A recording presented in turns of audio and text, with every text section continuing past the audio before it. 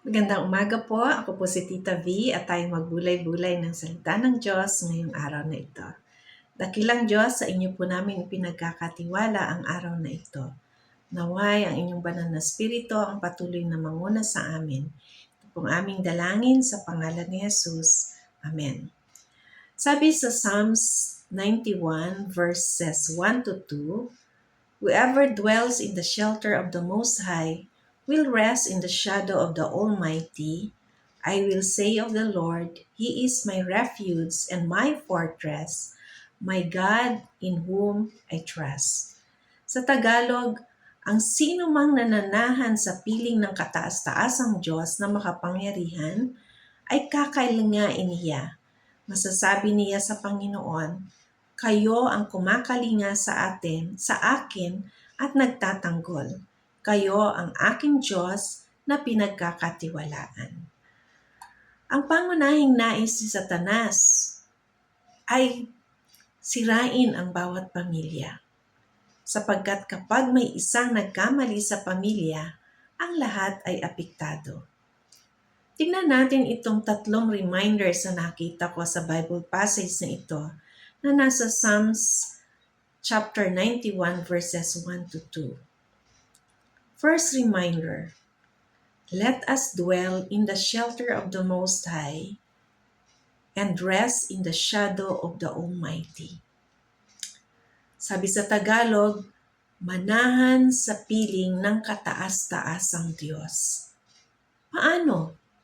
Kasi sa pamamagitan ng pananahan natin sa piling ng kataas-taasang Diyos, ay maiingatan ng ating pamilya.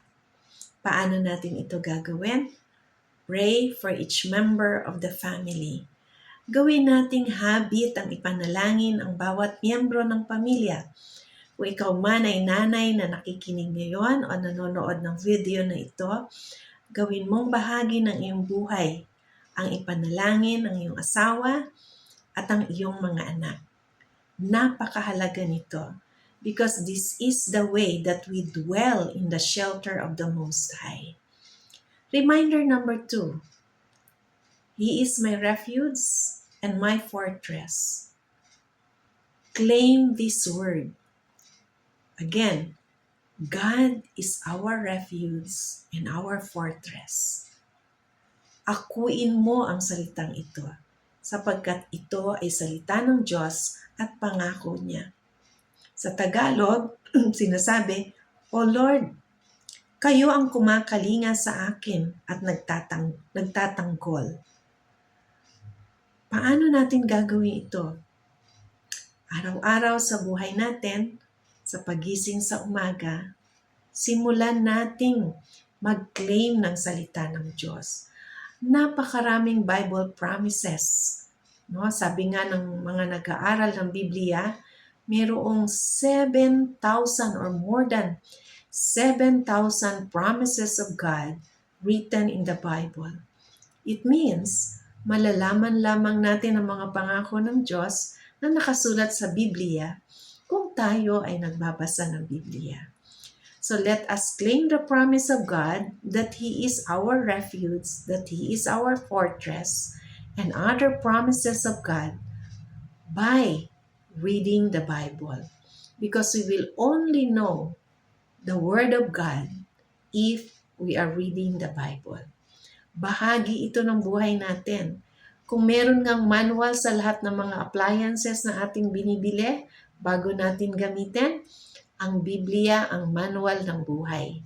Ito ang makakatulong sa atin upang mas lalo nating madama that God is our fortress and our refuge. Reminder number 3, speak the word of blessings, not curse, to each member of the family. Alam nyo, sabi ng passage, my God in whom I trust. Kayo ang aking Diyos na pinagkakatiwalaan. Ang pamilya ay hindi nauubusan ng problema. Walang taong walang problema. Lahat ng pamilyang makikilala natin, mayaman, mahirap, napakayaman, napakahirap, lahat yan may kanya-kanyang problema. May kanya-kanyang dinadalang suliranin sa pamilya. Subalit ang taong nagsasabi na, "My God in whom I trust," sa aking Diyos, ako ay patuloy na magtitiwala. Naniniwala ako na ang taong ito na patuloy na nagtitiwala sa Diyos ay palagi ang magsasalita ng salitang mabuti para sa kanyang mga nakikinig, lalo na sa kanyang pamilya. Dapat ang sinasabi natin sa ating mga anak, sa ating mga kasama sa pamilya, ay mga word of encouragement, mga salitang titimos sa kanilang puso at isip na kung saan pagdating ng araw ay tangan-tangan nila ito at madarama nila hanggang sa kanilang paglalakbay sa kanilang mga future life.